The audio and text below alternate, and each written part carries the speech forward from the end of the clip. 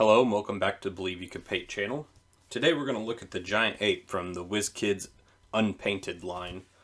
This is particularly, I believe, from Nolzur's Marvelous Miniatures.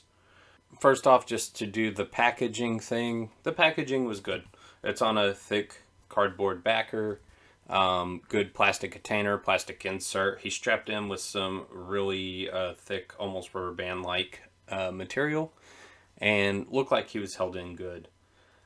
So no packaging concerns. I will be straightforward. I have a HeroClix background. I played competitive HeroClix just a bit, and played casual a lot. And I do not have the best experience with WizKids. Their quality is questionable. They're made to a price point. I think that for a long time, they accepted poor quality for whatever reason. That's probably one of the things that kept the game alive.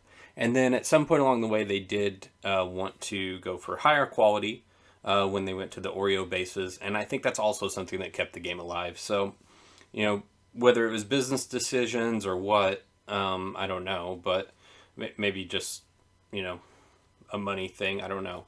But I do have some problems with their quality. And we can see right here, we got quality problems. This guy was clearly packaged well. He hadn't moved around. But this ready-to-paint mini, advertised as, hey, look how great he is, he's primed. He's got primer rubbed off on him. I feel like that shouldn't be a thing that happens, since that's the whole gimmick, right? Is they didn't paint it so that you can, and it's missing primer. Now, it does have quite a bit of primer on it, so there technically is still primer there on the chest, but on the hands you can see it's rubbed down to what looks like bare plastic. Now, I'm not going to stress over that too much. I want to kind of give this like the right out of the box treatment. So let's say someone didn't know how to prime, didn't want to prime, didn't have the space to prime. I don't know what the scenario is where you have an aversion to priming, but let's pretend that's the scenario and let's see what the mini's going to come out as. All that aside, it's a pretty good sculpt. I think he is pretty cool. He's big, as you can see. I'm showing here. He looks good. He looks like a giant ape. I would say probably my only complaint with him is that he lacks anything unique about him. I feel like with him being a giant ape, he needed something to separate him from the dollar store monkey toy. Or ape toy, gorilla toy, whatever you want to call it. I feel like maybe something on his base to give him some character or something like that would have been nice. Maybe just holding something. I don't know. I mean, I guess he's usable in a lot of different settings like this. I just felt like he just really looked good, and that's about it. Versus some of a creature that has more character by nature, like being a dragon, But being an earthly creature, I felt like he needed something more. So moving away from the mini and the sculpt and the quality, let's get into the painting process here real quick. So I'm going to go with almost all speed paints. I do use a bit of contrast paint and a bit of Vallejo game color in a couple spots, along with my favorite Citadel Fulgrim pink on his tongue here in a bit. But I'm just kind of going with the single coat quick paint job, kind of the speedy paint job. So overall this took about an hour and a half with drying times. So pretty quick, and really the hour and a half was spent going over the whole mini a couple times in a couple spots, and that's because what we've experienced before with contrast, certain colors, or certain minis, especially fur. Heavy fur, for some reason, well, I know why. The heavy fur, it struggles. Um, the AP speed paints and the Citadel contrast, they struggle staying up on the high spots, and it runs into the crevices. And I think that's because the heavier the fur, the deeper the ridges, and so the low viscosity paint just slides off that really easy. That and it seems to make the paint bubble a little bit, and anywhere that the paint bubbles, as it dries, that bubble will pop, and when it pops, there's no paint underneath that. And so you got to really combat that by switching brushes, making sure you don't get water into your paint, and sometimes just going over it multiple times, which can cost you quality. So just be cautious of that when you're using these on fur. They can look really, really good, but they can also have some poor coverage. So you'll see I experienced that a little bit and have to go back over a few spots to touch that up. Aside from that, this is going to be a pretty straightforward paint job. We're going to go straight out of the bottle like we tend to do. Going to do a little bit of a mix for his chest. I do use some Vallejo, some black, some Stonewall gray, and some airbrush flow improver, and just kind of mix up a little bit of a blend to do on his chest to build that up. But aside from that, we're going to go pretty basic. And I thought this was just a great mini for that, to get back to that kind of root, slap the paint on, kind of where we started, you know.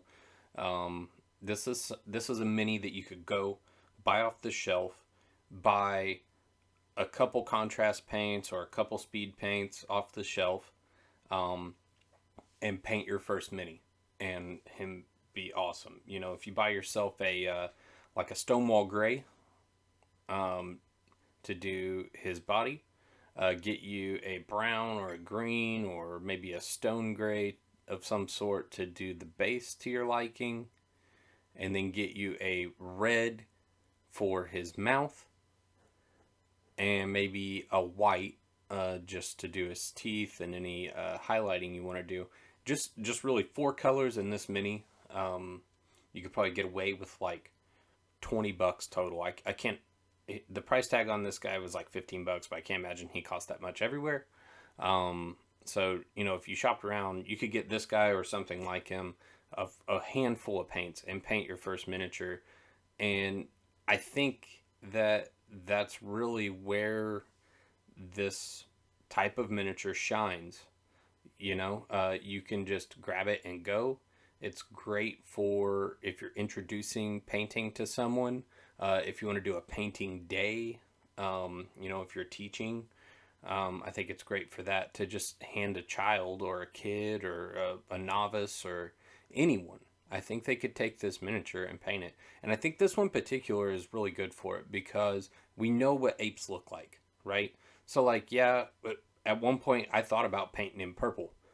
And going like Magilla Gorilla or something like that. And that would be fine if someone wanted to do that. That'd be great if someone wanted to do that. But I think, you know, if you have some colors that make sense to a person, a miniature that makes sense to a person, that's a good starting point. And that's how I kind of wanted to treat this, was like, you know, day one, how could I do this miniature and make it come out good? No mixing, you know, not much blending, not much technique. Just slap the paint on and let's go. You know, that's how I like to do on this channel usually. And I thought this was a great miniature for it. So, yeah, that's all I really have to say about the miniature. The paint job, you're going to see it. It's pretty straightforward. I think I'll kick on some music for the rest of it, and we'll come back and see how he looks in the end.